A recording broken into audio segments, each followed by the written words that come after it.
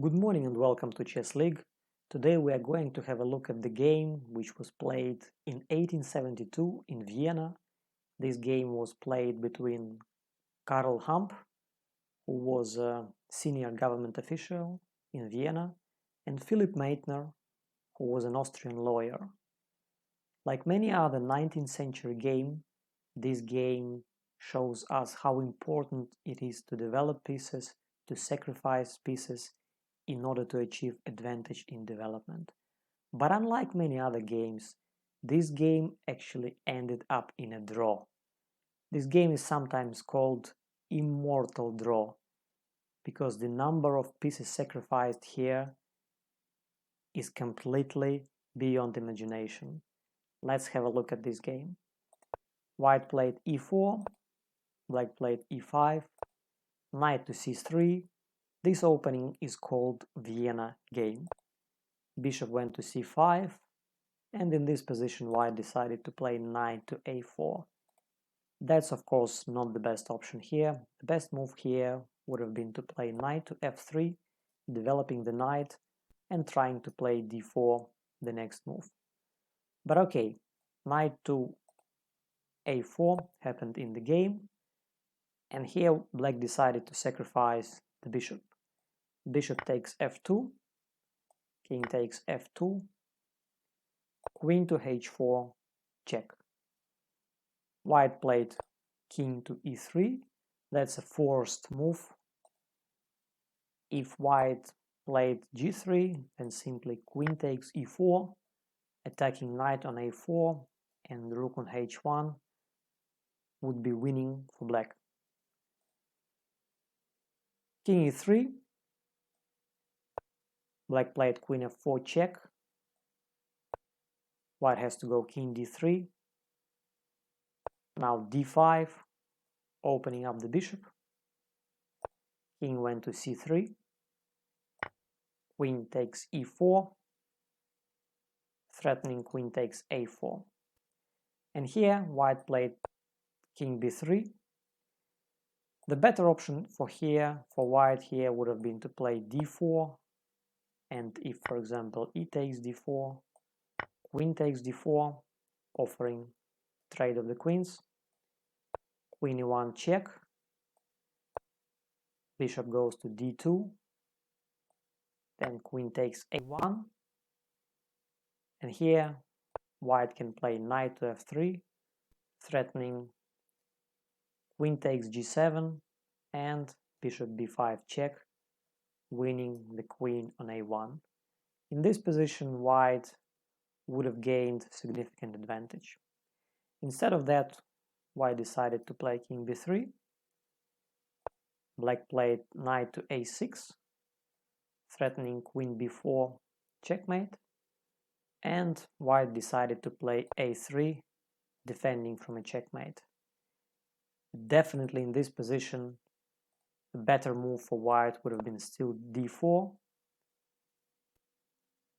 White is a piece up in this position. However, black's pieces are better developed, so white need to start developing pieces. If e takes d4, then bishop takes a6, b takes a6, and then simply knight to c5, and in this position clearly black has insufficient compensation for disadvantage in material.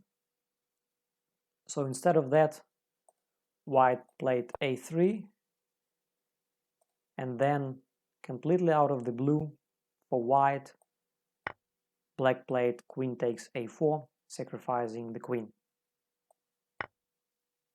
King takes a4, now knight to c5 check, king b4, black played a5, sacrificing the knight on c5. Now it's worth mentioning here that if white decided not to accept the sacrifice and to simply play king c3, that's a losing for white, because black simply play d4, king c4, now bishop to e6 check, king takes c5, and now knight to f6. and in this position there is no defense from a checkmate here. So for example, if white simply played something like knight to f3, black can play here knight to d7 check, white has to go king b5, then c6 check, a4 is the only square available for the king, king a4, and now knight to b6 checkmate. So after a5, king takes to c5 is pretty much the only move. Knight e7, threatening b6 and bishop d7. So for example, if white now played knight to b3, black would have played b6 check, king b5, and bishop d7 checkmate. So white found the only option how to avoid checkmate by playing bishop to b5. Black played king d8, threatening b6 checkmate. And now white played bishop to c6,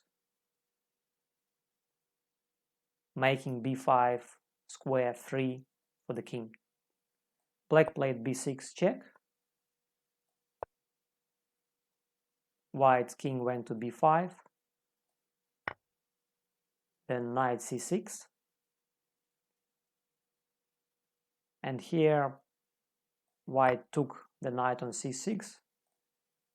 But if they didn't do it, for example by playing c3 covering d4 square, black would have simply made a checkmate in 2 here by playing knight d4 check, c takes d4, and then bishop to d7 checkmate. So in this position white played king takes c6, bishop b7, offering another sacrifice, which would have been deadly for white had they accepted it. So after king takes b7, black would have simply played king d7, and now there's no defense from rook h to b8 checkmate.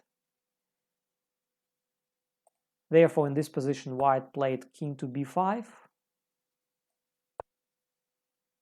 bishop to a6 check, king to c6, bishop to b7 check, king to b5, bishop to a6 check, and that's how this game ended in a draw by perpetual check. Now if white wanted to avoid this check by playing king to a4, they would have lost this game because black could have played bishop to c4, and now there is no defense from b6 to b5 checkmate. Okay, that's the basically the end of this game. Wonderful draw, and as I said, not many games of this era of 19th century actually ended in a draw.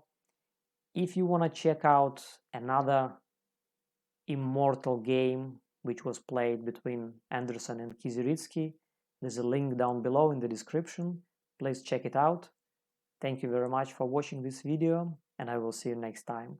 Goodbye.